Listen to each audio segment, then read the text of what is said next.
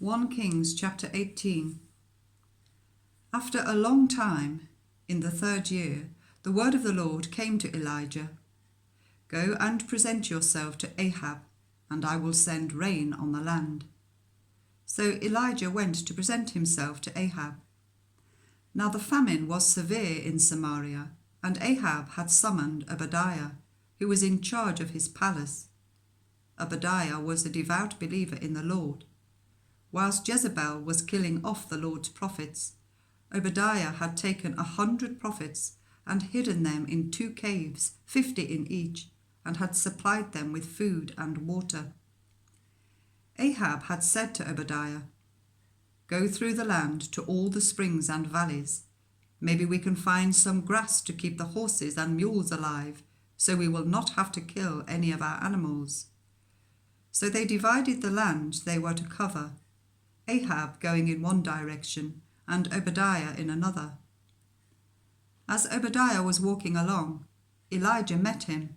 Obadiah recognized him, bowed down to the ground and said, "Is it really you, my lord Elijah?" "Yes," he replied. "Go tell your master, Elijah is here."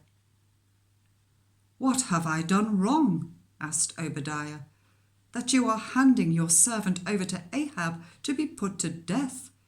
As surely as the Lord your God lives, there is not a nation or kingdom where my master has not sent someone to look for you.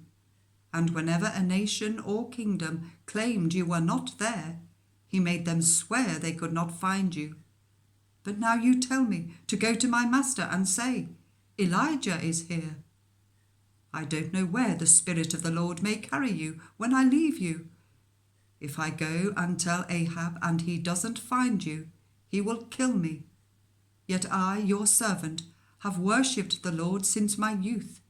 Haven't you heard, my Lord, what I did whilst Jezebel was killing the prophets of the Lord? I hid 100 of the Lord's prophets in 2 caves, 50 in each, and supplied them with food and water. And now you tell me to go to my master and say, 'Elijah is here.' He will kill me."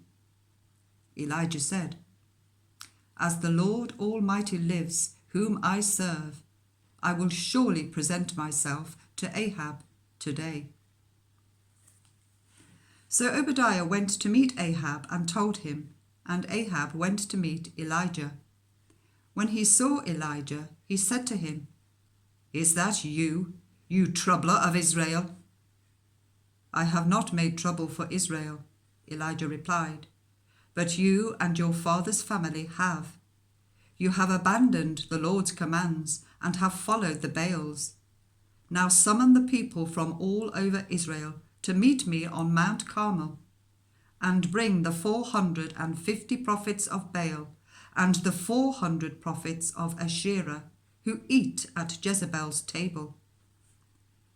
So Ahab sent word throughout all Israel and assembled the prophets on Mount Carmel.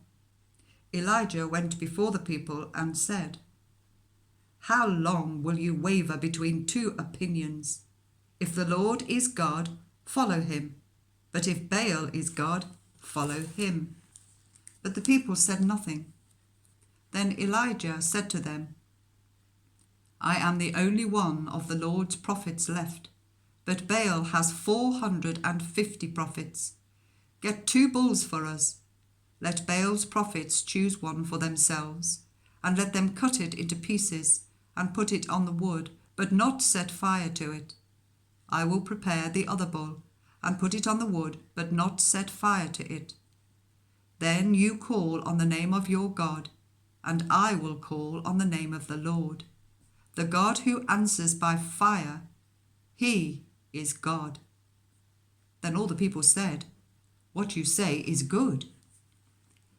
Elijah said to the prophets of Baal, "Choose one of the bulls and prepare it first, since there are so many of you. Call on the name of your God, but do not light the fire."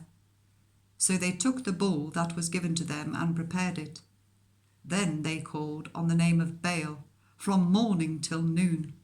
"Baal, answer us," they shouted. But there was no response. No one answered. And they danced around the altar they had made. At noon, Elijah began to taunt them. "Shout louder," he said. "Surely he is a god. Perhaps he is deep in thought, or busy, or travelling. Maybe he is sleeping and must be awakened."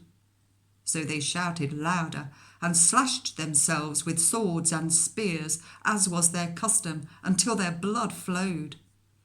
Midday passed, and they continued their frantic prophesying until the time for the evening sacrifice. But there was no response. No one answered. No one paid attention. Then Elijah said to all the people, "Come here to me." They came to him, and he repaired the altar of the Lord, which had been torn down. Elijah took 12 stones, one for each of the tribes descended from Jacob, to whom the word of the Lord had come, saying, "Your name shall be Israel." With the stones he built an altar in the name of the Lord, and he dug a trench round it, large enough to hold 2 seahs of seed. He arranged the wood, cut the bull into pieces, and laid it on the wood. Then he said to them, "Fill 4 large jars with water, and pour it on the offering and on the wood." "Do it again," he said, and they did it again. "Do it a 3rd time," he ordered, and they did it the 3rd time. The water ran down around the altar and even filled the trench.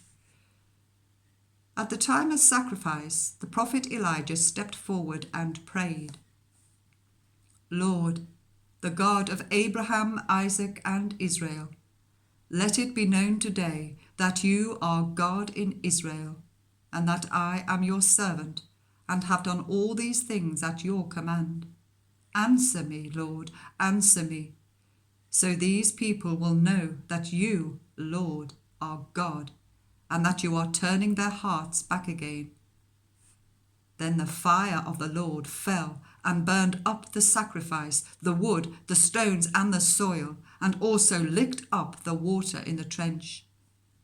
When all the people saw this, they fell prostrate and cried, "The Lord, he is God! The Lord, he is God!"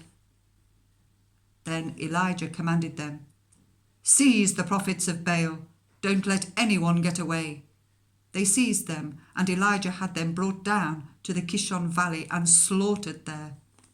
And Elijah said to Ahab, "Go, eat and drink, for there is the sound of heavy rain."